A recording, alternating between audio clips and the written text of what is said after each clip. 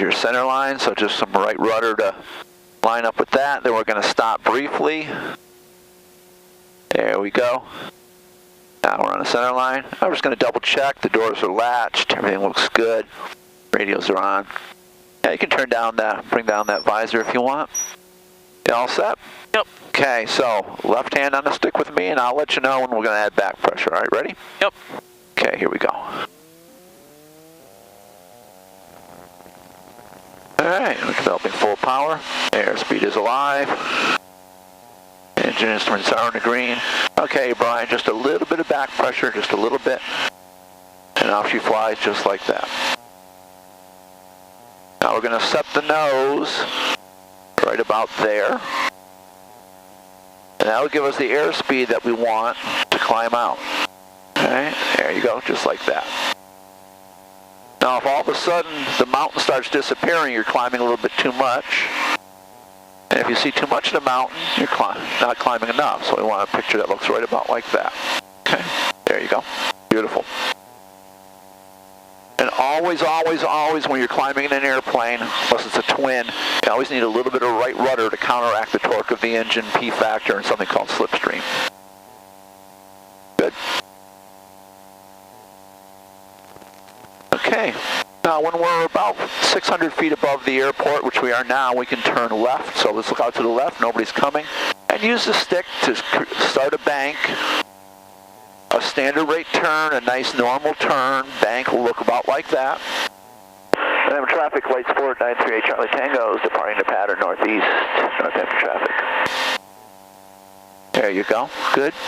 And let's just keep right on turning. There's a University of Massachusetts is right out there. That's kind of where we go out to practice, so we're just going to kind of head out in that direction. Okay. Are those two rows right there C5? The big ones over there, yeah, you can see the control tower and you can see those big hangars. Those are the C5s. And let me just bank a little bit. And then if you look down, if you look toward the right of the field, there's another runway here, and those are the F-15s. Oh, yeah. That are parked right there. See them? Yeah. Cool. Yeah, it's a nice view of all of them. 69 Echo, left downwind, 037 Spirit.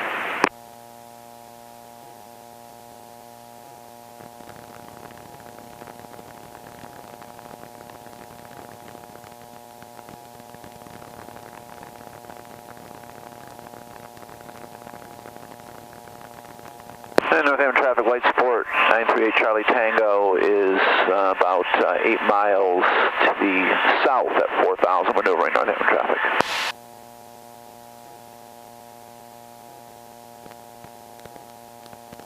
And nice, can you see the F-15s there lined up on the, just to the right of this runway we're looking down? Yeah. Simsbury traffic, Cessna 5169 Echo, left base, 03 Simsbury.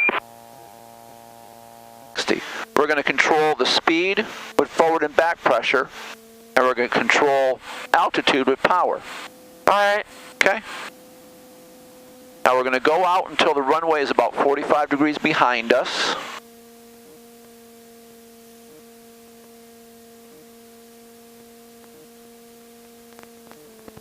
Or until we lose it to a couple hundred feet, whichever comes first.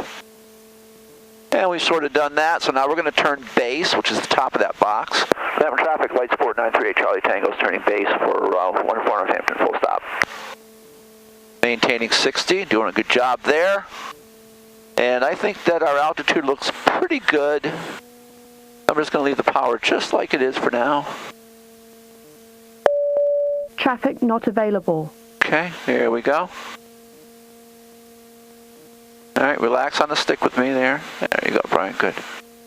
Now we're going to line up and turn final. Northampton traffic, light support 938 Charlie Tango, final, 14 Northampton, full stop.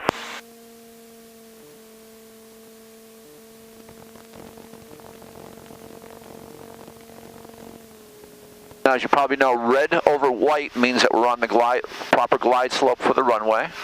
Yep. And we're just going to let it settle in.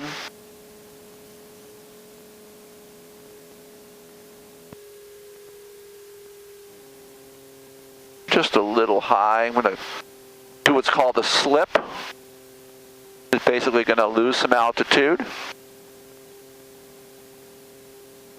There we go. That was fun. That's a handy little trick. It's like crabbing. That's exactly what it is, actually. Yeah.